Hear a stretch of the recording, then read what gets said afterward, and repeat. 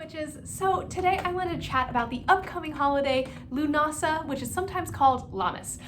This is the first harvest festival of the year, and it's the first one that we see on the Wheel of the Year. There are 3 harvest festivals that are Lughnasa, Mabon, and then Samhain. So those are the 3 that we're going to be talking about. Mabon is in September, and then of course Samhain is Halloween. We're a little bit more than halfway through if you're counting midsummer as like the midway point, if we start on the Wheel of the Year in like January, February time around Imbolc. But if you're counting from Samhain, we're actually like almost done with the year, which is crazy. This holiday is celebrated on August 1st, so just a couple days from today, and this is a festival all about the god Lugh. Lugh is a Celtic god, and he is the ultimate like wise warrior and king, right? He is a master craftsman and is known to have made the law of the land. He's also like known to be like full of light, and he's just like an overall like positive god to work with. So if you do work with him, that's really awesome. And this festival is just all about him. During this time, ancient peoples would come together and celebrate and give thanks to the first grain harvest of the year to trade for supplies for the upcoming winter. And of course, as with all pagan festivals, feast. So if this sounds like something that you would like to celebrate, let's get into correspondences and ways that you can. Okay, so let's just dive in with some colors, because color magic is probably the easiest way that witches can celebrate this holiday, regardless of whether or not they are open with their practices. So you can wear something in any of the following colors on August 1st in order to like kind of covertly celebrate the holiday. But those colors specifically are green, gold, yellow, and brown. So anything that really has to do with like the harvest, nature. I sometimes use orange and red, but it kind of is, that's more of like midsummer to me and like Beltane and stuff. So green, gold, yellow, and brown are the colors for Lughnasa. Some crystals you might incorporate into your altar are carnelian, adventuring obsidian, malachite, citrine, and tiger's eye. I love that at the beginning of the year, I had none of those crystals. I now have almost all of them except malachite, and I'm like, yay! So I have like slowly been like investing a little bit in my craft, and it's like really starting to pay off, and I'm really excited about that. Some flowers or herbs you might want to include in some dry incense blends, or maybe just to decorate your altar, maybe make a flower crown, are sunflowers, marigold, wheat, and corn are like really central and really like at the focus and heart of this holiday. It's all about that first harvest of grain and the baking of bread, so that's kind of where you see that. You can also use apples, berries, rosemary, and oak leaves. So as someone who works with the horned god, oak is very important to my practice. So hopefully I can find some, source some from around where I live. Some animals that are associated with Lughnasa are all of like any draft animals that you can think of. So I'm talking like cows, goats, chickens, pigs, horses, anything like that, as well as crows. So if you think about like scarecrows and like you can think about them all out in the field, like covered in crows, that's really like a big fall image for me. So you can kind of see how the wheel is turning and we're getting closer to fall, and also crows are associated with the Morrigan, so yay.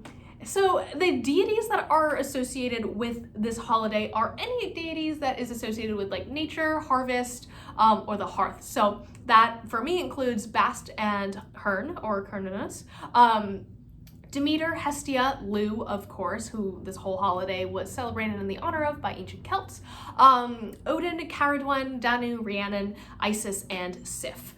So those are some deities. I'm sure there are more. That's just kind of an overview. So if you have a deity that you work with that is associated with like the harvest or grain or nature or anything like that, I guess Pan would be another one, but I feel like him and Dionysus are really more kind of associated with Beltane. We're kind of moving into more of the harvest season, and that kind of we're like in the waning phase of the year, if that makes any sense. So some foods that you could make, because who doesn't like a good feast? And I find that a lot of pagan holidays are all centered around feasting. Some foods that you can make are bread, mead, beer. You don't have to make beer, you can buy beer, obviously. And of course the same with mead, but those are really associated with Lughnasa. Any sort of fresh fruits and veggies, but really more of like the root vegetables or like fall vegetables, kind of like apples, corn, like that's kind of like that late summer thing. You know what I'm talking about, like squash, stuff like that. More of the fall ones rather than the spring like veggies, kind of like the more delicate herbs or more vibrant summer fruits like mangoes and stuff like that. So we're kind of moving from that into the more harvest season.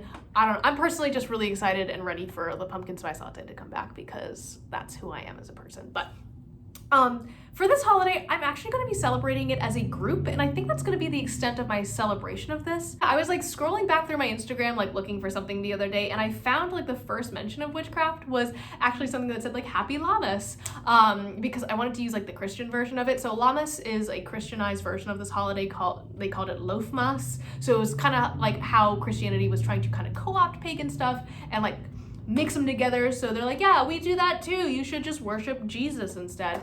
But like less politely than that. I actually like harvested a bunch of stuff and I had it all out on my deck at my parents' old house, and it was like cool to see.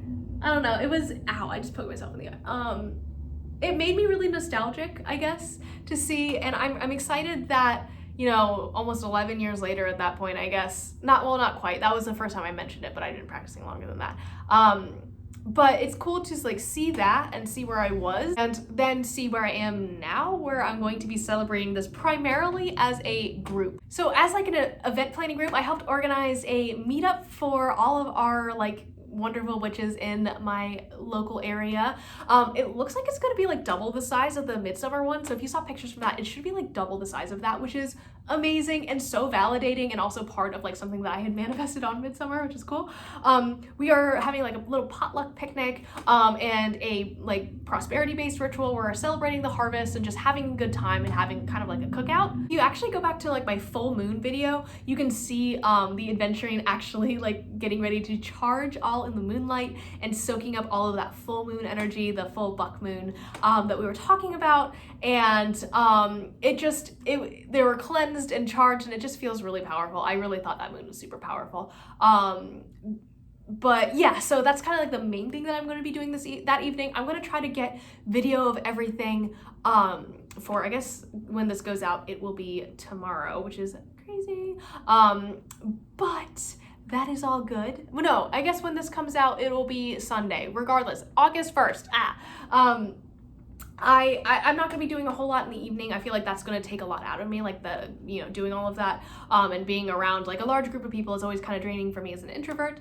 But I'm definitely going to be doing some like deity work and meditation. But I feel like the foundation of this holiday is really to be surrounded by your community, and that ritual working is going to be absolutely fabulous. I already know. So I'm really excited about that. I will report back on that sometime next month, obviously after we have done our group ritual, but I am super stoked for it and I hope you guys are too. I will see you guys tomorrow. Bye.